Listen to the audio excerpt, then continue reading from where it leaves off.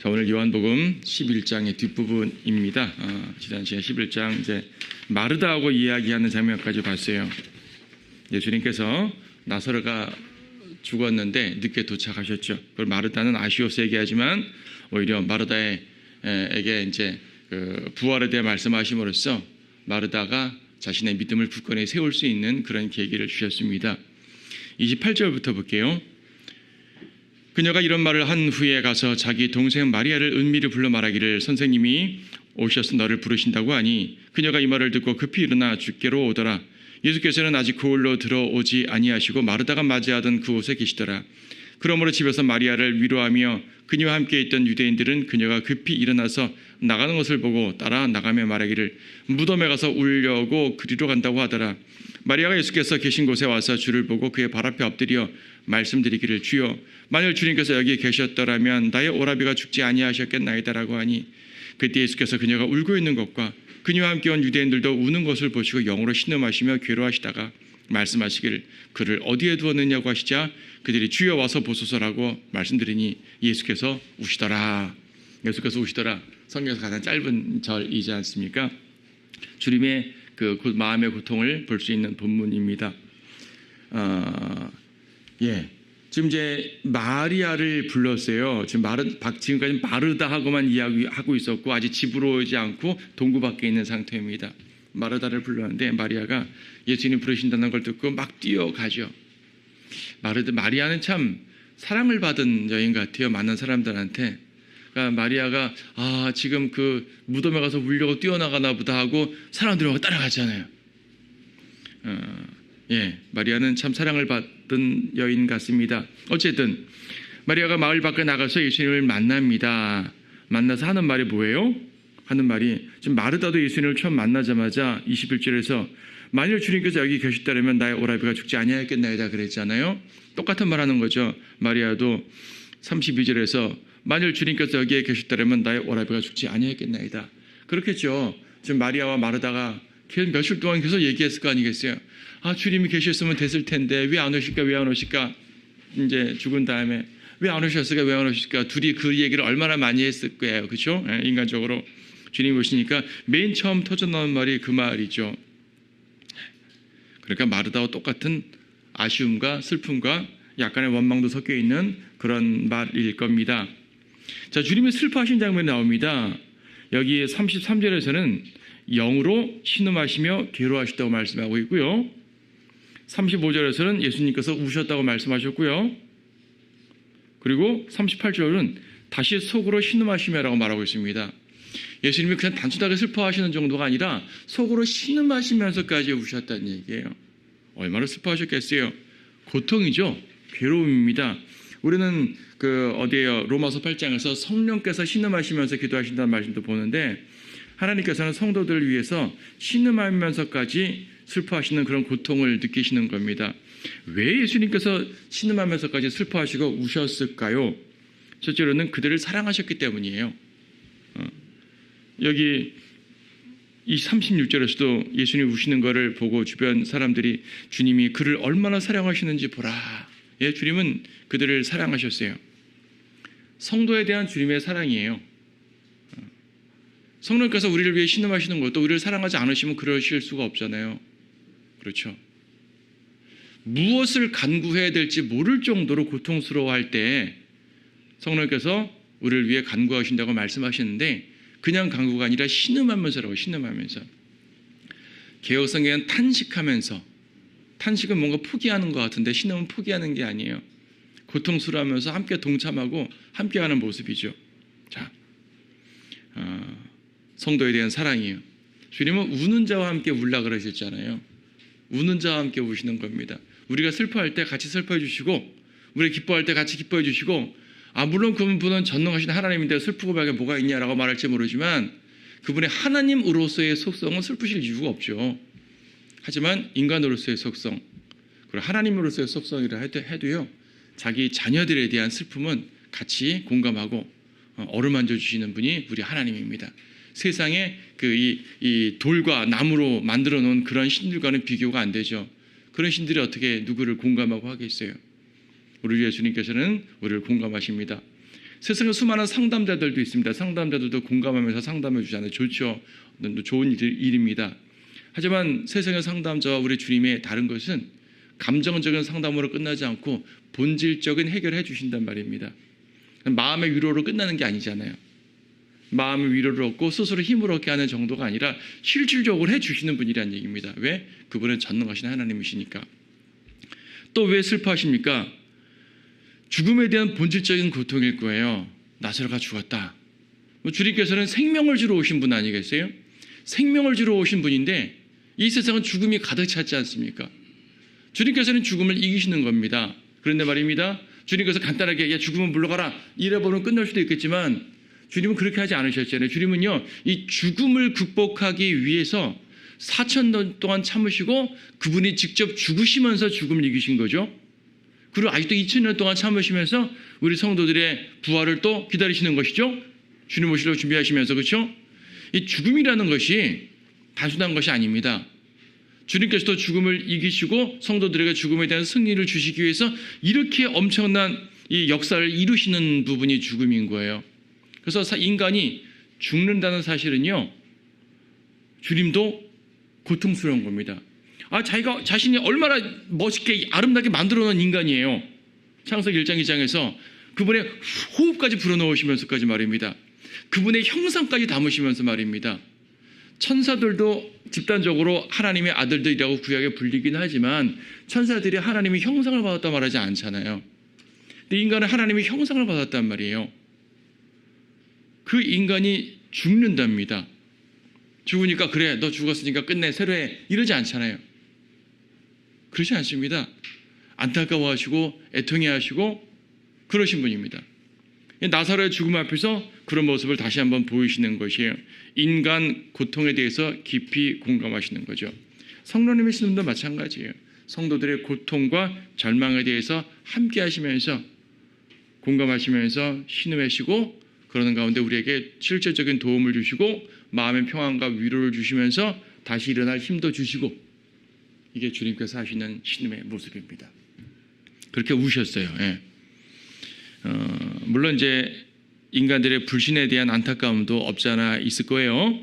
37절에 보게 되면 그러나 그들 중 몇 사람이 말하기를 소경의 눈을 뜨게 한 이 사람이 그 사람은 죽지 않게 할 수 없었더냐?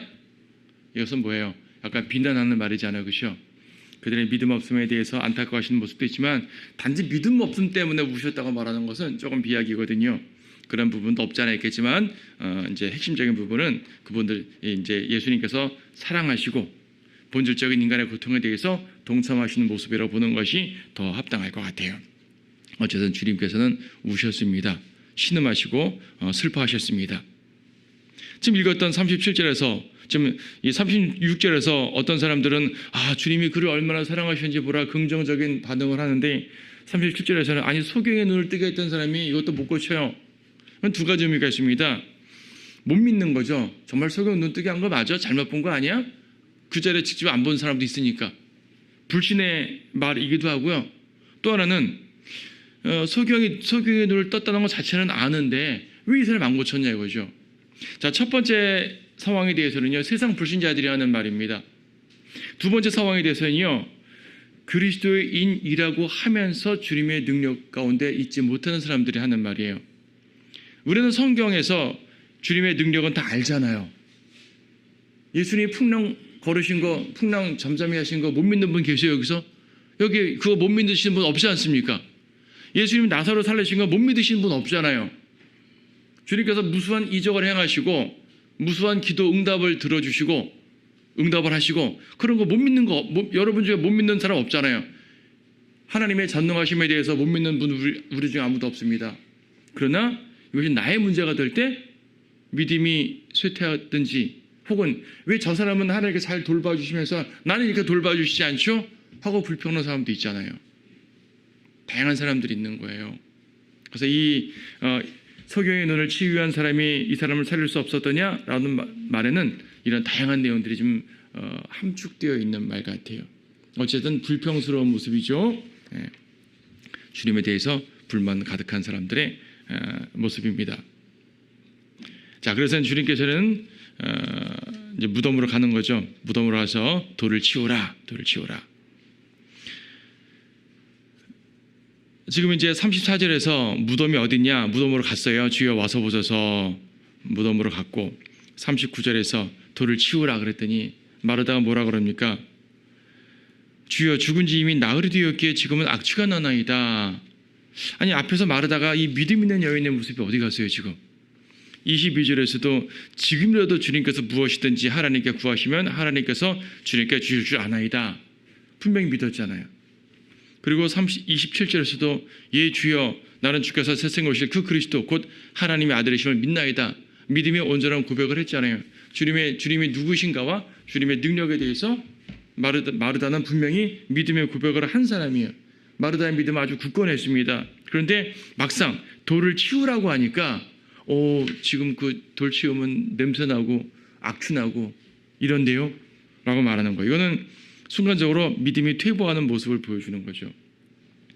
이것 때문에 앞에서 고백했던 마르다의 말들이 전부 다 믿음 없는 고백이다 라고 말할 필요는 없어요. 앞에서는 마르다가 정말 믿음 있는 고백을 한 게 맞아요. 그런데 이 장면에서 마르다는 믿음에서 한 발짝 퇴보하는 모습을 보이죠. 무슨 말이에요? 우리들의 모습인 거예요. 믿음 있는 사람도요, 현실 앞에서 주저할 때 있지 않아요? 여러분 갑자기 가정에 어려운 일이 콱 생겨버렸어요. 기본 믿음이 있어요. 다른 사람 상담할 때도 믿음을 가지라 말해요. 근데요 막상 나에게 어떤 끔찍한 일이 탁 벌어지고 나니까 순간적으로 멈칫하는 거예요. 정말 주님 도와주실까? 주님이 안 도와주시면 나는 다른 어떤 방법을 마련해야 되지? 이런 생각들을 하는 거죠. 믿음 있는 사람들도 현실 앞에서 주저할 수가 있습니다. 물론 이런 주저함들이 너무나 반복되어 가게 되면 믿음이 정말로 쇠퇴하게 되는 거지만 우리가 일시적으로 한 번 그랬다고 해가지고 여러분의 믿음 자체가 확 사라지거나 확 축소되는 건 아니에요. 누구나 그 정도의 연약함은 있는 거예요. 그 다음 장면이 중요합니다. 그 다음 장면. 예수께서 그녀에게 말씀하시기를 40절이요. 만일 내가 믿으면 하나님의 영광을 볼 것이려고 내가 너에게 말하지 아니하였느냐? 이 말이 책망 같기도 하지만 또한 그녀의 믿음을 다시 한번 북돋아주는 말이기도 합니다. 여러분들이 지금 좀 전에 말씀드린 것처럼 순간적으로 믿음이 퇴보하거나 연약해질 때 말입니다. 하나님의 말씀을 읽으면서 주님이 이러한 책망류의 말씀들을 많이 보게 될 거라고요. 너 왜 아직도 믿지 못하니? 이런 류의 말씀들이 성경에 많잖아요. 제자들에게 믿음이 없는 자들아, 책망하는 말씀 들으면서 맞아 내가 그랬었구나 주님 용서하소서 하고 내가 믿음을 다시 굳건하게 세우겠습니다 하고 또 기도하지 않습니까? 그런 말씀, 그런 것 같은 거예요. 마르다한테 막 책망하면서 너 지금까지 가짜로 믿은 거야 뭐야? 이런 것이 아니라 말씀으로써 믿음을 북돋아 주시는 것이에요.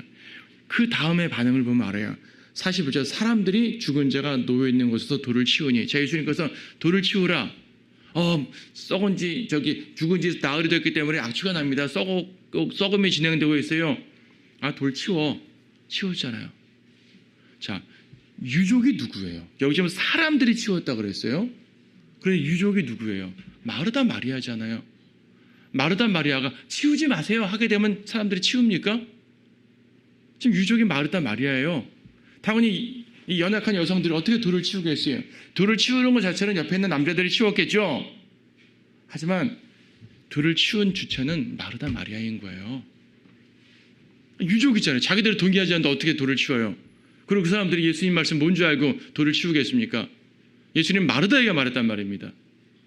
그 마르다는 이랬네요. 악취가 나는데요. 내가 믿으라고 말하지 않았어? 돌 치워. 치워. 돌 치운 거예요. 상황이 그렇게 된 거예요. 마르다는 예수님께서 믿음을 북돋아주는 말씀을 하셨을 때 다시 한번 주님의 말씀에 기대를 한 거죠. 그리고 무덤 문을 열었습니다. 주님께서 기도하는 장면 나오네요. 41절에서 예수께서 눈을 들어 말씀하시기를 아버지시여 내 말을 들으신 것을 감사하나이다. 여기서 보세요. 들으신 것을 감사하나이다. 들으실 것을 믿습니다가 아니라 들으신 것을 감사하나이다예요. 왜냐하면 이 응답은 이미 이루어진 거거든요. 물론 예수님께서는 이제 전능하신 하나님이시지만은 육체로 계시는 동안에는 이제 아들의 모습으로서 인간의 모습으로서 아버지께 간구하는 그런 모습 보이잖아요. 자, 그렇게 간구했습니다. 간구할 때 이 기도가 이미 응답된 거예요. 이미 응답된 걸 아는 거죠. 자, 본질적으로 말해서 말입니다.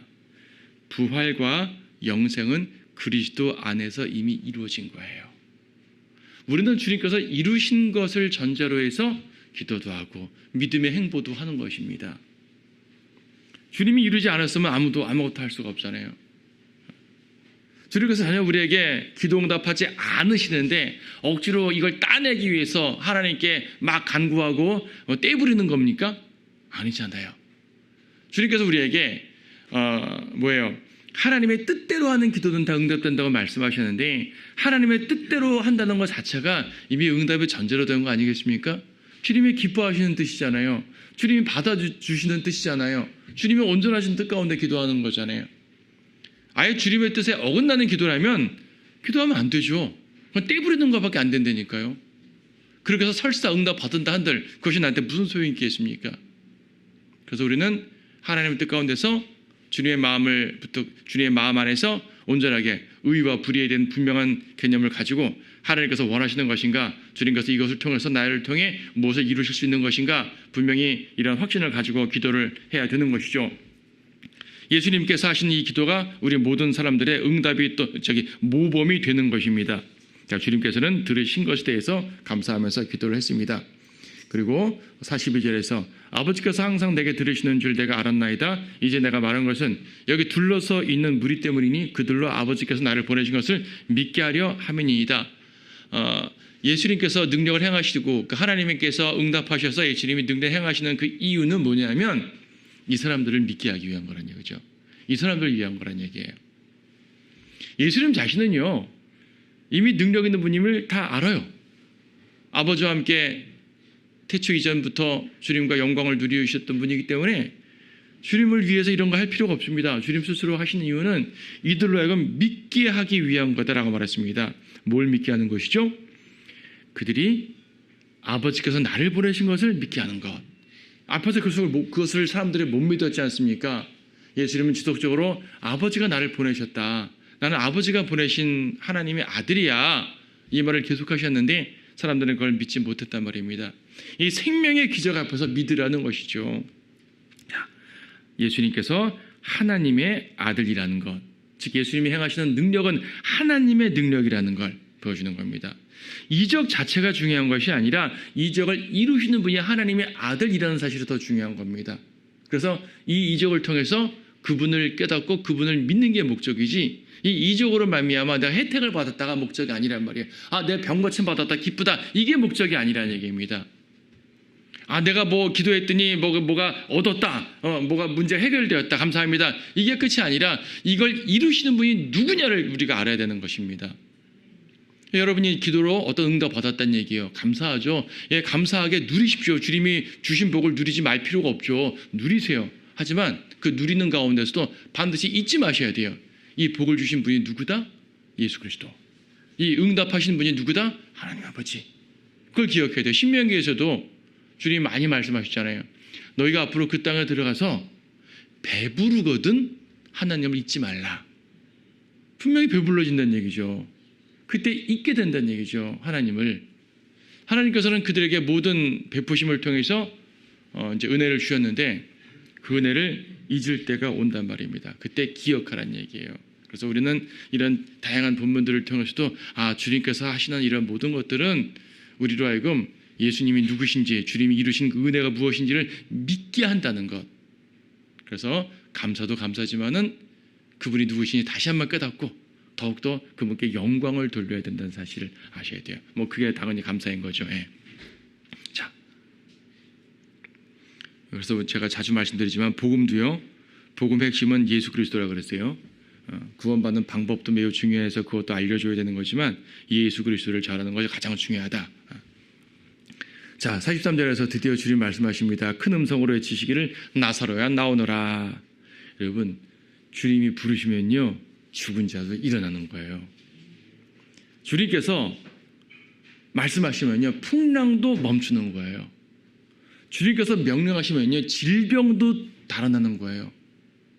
유출병이 달아났고요, 귀머거리 병이 달아났고요, 하여튼 모든 병이 다 달아났잖아요. 문둥병이 달아났고요. 주님이 말씀하시면 질병도 복종하고 풍랑도 복종하고 죽음마저도 복종을 하는 겁니다. 주님의 말씀의 능력이 그거예요. 그래서 자주 말씀드리잖아요. 여러분이 믿지 않아도 하나님의 능력은 동일해요. 예수 그리스도의 전능하심은 우리가 믿건 안 믿건 동일하다고요. 하지만 그것은 믿고 사는 성도와 믿지 않고 사는 사람은 그의 삶이 다를 수밖에 없다고 그러지 않습니까? 주님은 모든 것의 명령권자입니다. 그래서 만유의 주이신 것이죠. 만유의 주. 자, 나사로에 나오노라 그랬습니다. 나사로가 나왔어요. 이건 역시 우리 모두가 들을 부활의 음성이죠. 주님께서 구원을 할 공중에서 부르실 거 아니겠어요? 누구누구야? 이리로 올라오라. 요한계시록 4장 1절에서 이제 사도 요한이 물론 계시를 받으러 올라가는 거지만은 우리의 휴거의 하나의 예표가 된다 그랬잖아요. 주님께서 어떻게 부르십니까? 이리로 올라오라. 이리로 올라오라. 여러분에게 부르시는 거예요. 나사로에게 무덤 밖으로 나오라 하신 것처럼 우리에게 올라오라 말씀하시는 것입니다. 여러분의 이름 부르시면서 올라오라. 이 음성을 들을 날이 곧 올 겁니다. 그 믿음 가지고 우리는 살아가는 겁니다. 근데요, 나사로가 일어나는 것은 하나의 예표적 사건이지 그 자체가 완전한 부활은 아니잖아요. 나사로는 다시 살다 죽었을 거 아니겠어요? 나사로가 곧바로 우리가 부활할 때처럼 휴거되는 거 아니잖아요. 그렇죠? 네. 그렇습니다. 그래서 나사로가 이제 부활한 것은 하나 예표적 사건일 뿐이지 나사로의 부활과 우리의 부활이 똑같지는 않습니다. 당연하죠. 우리의 부활이 훨씬 우월한 부활인 거예요. 자, 나사로는 일단 동요에서 나왔어요. 수위로 동요인 상태로 묶인 상태로 꽁충꽁충 나온 거죠. 제대로 걷지도 못하고. 그래서 사람들한테 풀어주라 그랬지 않습니까? 여러분이 무덤에서 일어날 때 누가 여러분의 수위를 벗겨줘야 되나요? 누가 여러분의 무덤을 파줘야 되나요? 여기는 사람들이 돌을 옮겨줬단 말이에요. 누가 여러분의 무덤을 파줘야 되나요? 아니잖아요. 뚫고 일어날 거 아니겠습니까? 우리가 휴거되는 상황을 보여주기 위해서 이러한 그런 이제 보통 그림들, 그리스도인들이 그린 그림들 보게 되면 무덤에 막 파헤치고 이런 그림들이 그려지는 건데 무덤을 파헤치고 나올지 무덤 있는 상태로 쏙 나올지는 솔직히 모르는 거예요. 그렇죠? 어쨌든 나온다는 얘기예요. 납골당 항아리를 깨트리고 나올지 항아리 놔두고 그냥 나올지 모르는 거죠. 우리가 표현하다 보니까 무덤에 헤쳐지게 보여주는 것, 그렇게 표현하는 것 뿐이에요. 어쨌든 우리는 일어납니다.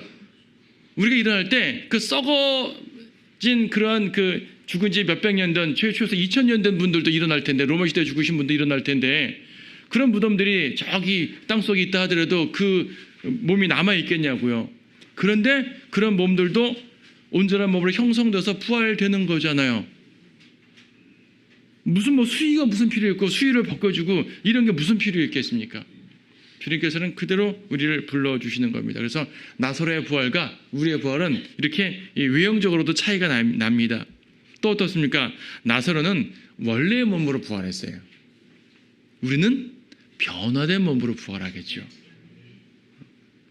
나사로는 살다가 죽었어요. 그냥. 우리는 안 죽습니다. 고린도전서에서도 썩을 것으로 심겨져서 썩지 아니할 것으로 일어난다고 말씀하고 있잖아요. 땅의 것으로 심겨져서 하늘의 것으로 일어나는 것이 우리가 얻을 부활입니다. 다만 나사로의 부활을 통해서 우리의 부활을 이렇게 예표적으로 아는 건 뭐냐면 이처럼 주님의 음성이 일어난단 말이에요. 주님의 음성에 무덤을 열고 나오게 된다. 이 장면이 우리가 휴거되는 것에 대해서 아주 좋은 모델과 또 이제 그런 예표를 삼는 것이지, 부활 장면 자체는 우리의 부활이 훨씬 우월하고 이제 완벽하다는 것을 알게 됩니다. 이러한 상황에서도 모두가 주님을 믿은 게 아니에요. 주님께서 분명히 이렇게 하시는 것은 사람들로 하여금 믿게 하려 하심이라 라고 하셨는데, 주님의 의도는 사람들이 믿게 하는 거지만 그렇다고 모든 사람들이 믿는 건 아니잖아요. 왜냐하면 45절에 보니까 그때 마리아에게 왔다가 예수께서 하신 일들을 본 많은 유대인들이 주를 믿었으나 믿은 사람도 있고 46절 그중 몇 사람은 바리새인들에게 가서 예수께서 행하신 일들을 말하더라. 믿지 않는 거죠. 아니 주님이 이적을 보고 죽은 자를 살리는 이적을 보고 믿지 않는 이유는 도대체 뭘까요? 도대체 그 마음속에 뭐가 들었길래 못 믿을까요? 여러분들 볼 때 정말 말도 안 되잖아요. 그런데 이들은 주님이 이적을 행한 것, 이적 자체를 못 믿은 것이 아니라 이적을 행하셨다 하더라도 예수님을 신뢰하고 그분을 따르고 싶지 않은 거예요. 그들은 누구를 따르고 싶은 거냐면 바리새인들을 따르고 싶은 거죠. 왜? 하나님의 능력보다 자기들의 종교 시스템이 더 중요했던 사람들입니다. 바리새인들의 영향력, 사두개인들의 영향력을 무시 못하고 그래서 그들에게 가가지고 이런 일이 일어났습니다 라고 보고하는 거죠. 자, 47절을 보세요. 이에 선임 제사장들과 바리새인들이, 이 선임 제사장들은 사두개인들이라고 그랬어요. 예. 그래서 사두개인과 바리새인이 이렇게 읽어도 관계없어요. 제사장들과 바리새인들이 공회를 소집하고 말하기를 우리가 그동안 잘못했어. 우리가 이 사람 많이 박해했는데 생각해보니까 사람을 살렸네. 이거는 한두 번도 아니야. 이건 하나님의 능력이 맞는 것 같아. 우리가 이제 이부터는 예수님에 대해서 좀 적대감을 버리고 좀 이제 제대로 그분 좀 초청해서 회당 강의도 좀 해주십시오 하고 그렇게 좀 해보자 라고 말한 것이 아니잖아요. 여러분 그게 정상 아니에요? 그게 정상이잖아요. 이 사람들은 정상의 생각 자체가 없는 사람들인 겁니다. 그리고 어떻게 했어요? 이 사람이 많은 기적을 행하니 우리가 어찌하랴? 기적을 행한다는 것 자체가 하나님의 능력이란 말인데 하나님의 능력을 행하니 우리가 어찌하랴? 이 말이 이게 가능한 질문이냐고요, 이것이. 하나님의 아들이 하나님의 능력을 행하는 것을 어찌하랴? 마귀들이 하는 말이죠, 그게. 그러니까 유대 당시 종교 지도자들은 마귀들인 거예요, 쉽게 말하면. 마귀들인 사람들인 거죠. 자, 그들이 걱정하는 게 뭡니까?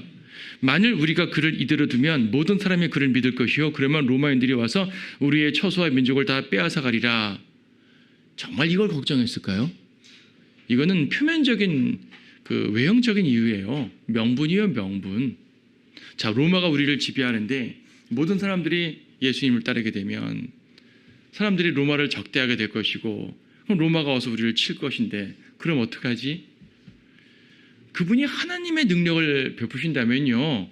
로마 따위가 뭐가 걱정이겠어요? 그 옛날 히스기야 왕 때 주의 천사가 18만 5천 명을 하룻밤 사이에 멸해버리셨거든요. 사두개인 바리새인들, 율법학자들이잖아요. 그걸 모르겠냐고요. 자, 그런 사람들입니다. 그래서 예수님을 죽이려는 명분을 찾는 거죠, 명분을. 물론 사두개인들은 그 천사가 죽인 것도 안 믿어요. 사두개는 천사를 안 믿으니까. 사두개인들은 참고로 모세 오경만 성경으로 믿었어요. 역사서, 선지서, 시편은 성경으로 믿지 않았어요, 그 사람들은. 그래서 바리새인들은 그걸 다 성경으로 믿은 거죠.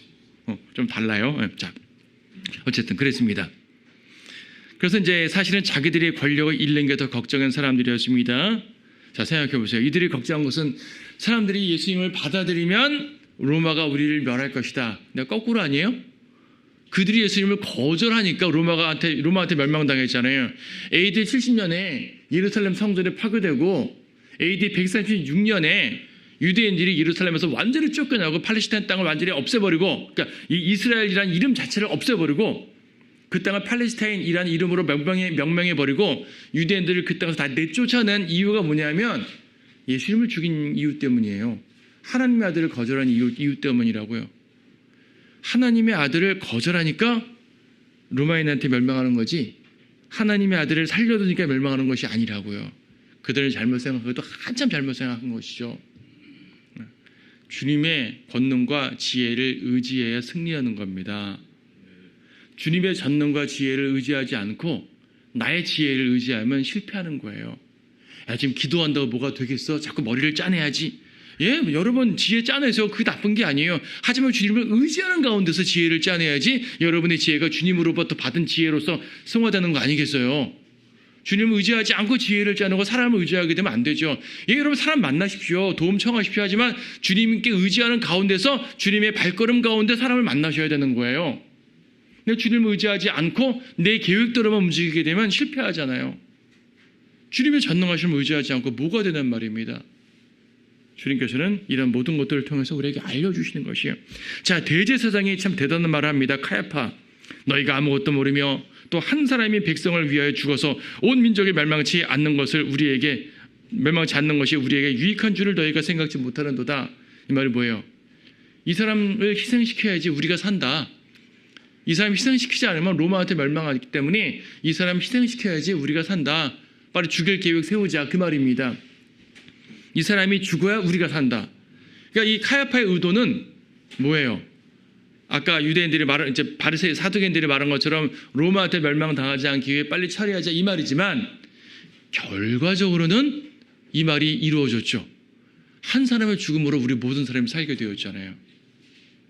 그래서 51절에서 이것은 그가 스스로 말한 것이 아니라 그의 대제사장으로서 예수께서 그 민족을 위하여 죽으실 것을 예언한 것이라. 그 민족을 위해서뿐 아니라 멀리 흩어진 하나님의 자녀들을 하나로 함께 모으려 함이었더라. 이건 이 카야파가 이러한 선한 의도로 말했단 말이 아니라 이 사람은 악한 의도로 말한 건데 결과적으로 성령께서 그러한 이 역사를 이루어 주셨다는 말이에요. 결과적으로 됐단 말이지 이 사람이 그렇게 선한 의도로 말했단 말 절대로 아닙니다. 예, 주님께서는 로마에게 죽었지만은요, 이 바리새인 사두개인 유대 종교 지도자들에 의해서 또 로마에게 의해서 죽임 당했지만 주님의 죽으심으로 말미암아 만민 구원을 이루셨잖아요. 예수님은 세상 죄를 제거하시는 하나님의 어린 양입니다. 구약의 각각 어린 양들은 그 각각 사람들을 위해 죽었지만 예수님이라는 어린 양은요, 온 세상을 위해서 죽은 거잖아요. 십자가에서 우리의 모든 죄들을 짊어지고 죽으셨을 때 내가 죽어야 될 자리에서 예수님 대신 죽으시고, 내가 심판받아야 될 자리에서 예수님 대신 심판받으신 것이고, 내가 들어가야 될 지옥에 예수님 대신 들어갔다 나오신 것이고, 그렇죠. 우리 모든 사람을 위해서 한 사람의 죽음으로 이루신 인류의 위대한 대속을 이루신 것입니다. 그래서 주님은요, 때때로 이 믿지 않는 사람을 위해서도 예언을 이루기도 해요. 그 옛날 발라함이 말할 때, 발라함은 믿지 않는 사람이잖아요. 발라함의 말을 통해서 오히려 이제 하나님의 역사를 예언을 이루어 주셨잖아요. 그렇게 해주시는 하나님의 능력입니다. 그러니까 하나님은 사람을 의지하지 않고 그분이 원하시면 어떤 것도 이루시고 또 예언하시고 이루시는 분임을 알 수 있습니다. 자, 그래서 예수님이 이제 다시 유대 땅을 떠나서 에프라임이라는 광야 남쪽 지역으로 가셨어요. 거기서 좀 계시다가 얼마 후에 유대는 유월절이 되니까 올라오십니다. 12장부터는 유월절에서 주님이 올라오신 장면이고, 여기 이제 11장 끝에는 유월절 기간이 되니까 사람들이 예수님이 올라오실 것인가 안 올라오실 것인가 뭐 고민하는 거죠. 제사장들은 예수님을 잡으라고 이제 명령을 구체적으로 내린 상태예요. 바로 요 유월절에 예수님이 죽으십니다. 주님의 죽으심이 얼마 남지 않은 장면 우리가 이제 들어봤습니다. 자, 기도하십시다.